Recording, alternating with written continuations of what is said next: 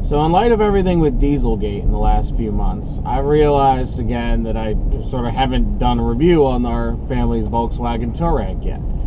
It is a Touareg TDI, it's 2011, and we've had it for, even a little longer than we've been doing Mind Over Motor. And I still haven't reviewed it, so that's why I want to do this. And then I want to talk about how, we plan on dealing with Dieselgate. Because, it is now affecting us. The 3-liter TDI models are now affected. So we're going to see what they do, and we're going to try and deal with it the right way. All right. So the backstory on the Touareg is my dad replaced a Dodge Magnum RT all-wheel drive Hemi with this. He loved the Magnum. He got it in 05 when it first came out. It was fast, it was fun, it had an awesome V8, but it was crappy on gas. And that was sort of a big problem, if it was averaging 16, 17 miles per gallon. My dad needs a big practical car because he's a piano technician, so he has to fit a lot of piano parts in the car. He can't really be running around a little hatchback or anything like that. So he needs something that's practical, but he also wants something that's nice and fun and has a little bit of guts to it. That said, the next car, he didn't need as, quite the same sort of like power and performance that the Magnum had. He was willing to trade some of that off for some mileage. So we looked around. Brand new Touareg was coming out at the time, and the diesel seemed like the car to get. The hybrid was too expensive, 60 or so starting, and then options on top of that, and it was just more complex. Whereas Volkswagen diesels were very well proven cars, and it was sort of seemed like a no-brainer. And the mileage between this and the hybrid is really about the same, maybe even a little bit better on the diesel. So we wound up going with this. So we've owned this car now for about 4.5 years, and we put 88,000 miles on it. In that time, it's been really solid for us. We've only had one reliability issue, and that was fairly recently, and that was just that the AdBlue fluid pump broke, and they had to replace it. But other than that, this has been a relatively trouble-free vehicle for us. If you listen to Consumer Reports, they're like, "Ooh, don't buy a Touareg," but that's mostly due to, the first generation cars. And I'm sure these haven't been perfect, but ours just hasn't really had that many issues. So we've been very pleased with the performance. I'm about to get on the highway here. And, this car has enough performance to get into traffic easily. But it's not, see, there's somebody coming. I'm going to stick it. Got plenty of power to get up to 70, 75, 80. Done. No trouble merging whatsoever. It doesn't have too much more than that. The pedal was pretty far down, but it has enough, so it certainly doesn't struggle to get into traffic. And that's all that really matters in the real world. This is a real world car. And now the added part of it is that this can do 30 miles per gallon. The Magnum, on the other hand, could not. Not even close. So, you trade off. But this thing has a wonderful amount of power. The torque characteristics of this car, it's just got like a load of like punch at any RPM that you just stick it. It's really got a nice amount of punch. And that's really what matters. It's got, the power it does have is extremely, extremely usable. And, I think people wanting a car like this that's a diesel, a big diesel, that's what you really want. You want, like the punch when you need it, It's got over 400 foot-pounds of torque and like 240 horsepower. It weighs just shy of 5,000 pounds, but, it goes well enough.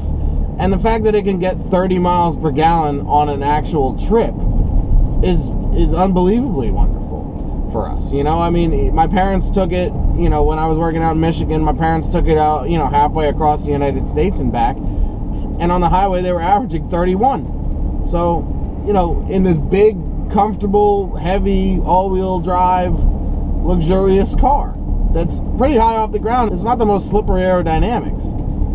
So for this thing to be able to get 30 miles per gallon is pretty incredible. And, we've been very happy. It's really comfortable. It's got all the features that you want. So let's put it this way. it's got all the features you'd miss if they weren't there. We didn't get the top package, I forget the name of it, but because that was just kind of a rip-off. My parents went for the second highest package, and that's usually the most valuable, that's usually the most value-friendly package in the Volkswagen lineup. It has nav, it's got heated seats, and all of that stuff. So, we went with that. The final number out the door on this car was like 54. But at the time, you got to remember, the other options are the Q7 TDI, the Cayenne diesel, the BMW X5 diesel, the Mercedes ML diesel. Those are the cars, right? All those cars with similar type options are like $70,000 plus. So this was the value. The Touareg really is the value. And look, I'm not saying those aren't great cars in other specs, but if you're going to get a diesel, this car does everything that those do for $20,000 more. I mean, why wouldn't you just get this? For me, I actually, of those things, especially within Volkswagen Group, I actually like just the image of the Volkswagen the best, rather than the Audi or the Porsche, especially not the Porsche. The Porsche, if I want a Porsche, I'm going to buy something fast. Buy the GTS or higher. So this car for us was absolutely the right car to buy in that segment. So we have not, it's been wonderful to us. It's a great road trip car. It gets pretty damn good mileage, especially considering what it is. It's just great. We have really no complaints. Now for the Dieselgate issue, right? So Volkswagen got caught cheating. And Volkswagen has been cheating for a long time. So, it comes down to this. I'll tell you right now, and a lot of you, the tree hugger types are probably going to hate me for saying this. The fact that Volkswagen was cheating the way they did does not lower my opinion of them as a brand. Now, that said, business ethics terms, they violated them, of course, and they got to pay the price. No arguments there. But for me, it's not like the GM recall where it was like a safety thing and they tried to cover it up. It's not really a safety thing. They just tried to make their cars better, and they did. They made their cars perform better, and they made their cars get better fuel economy.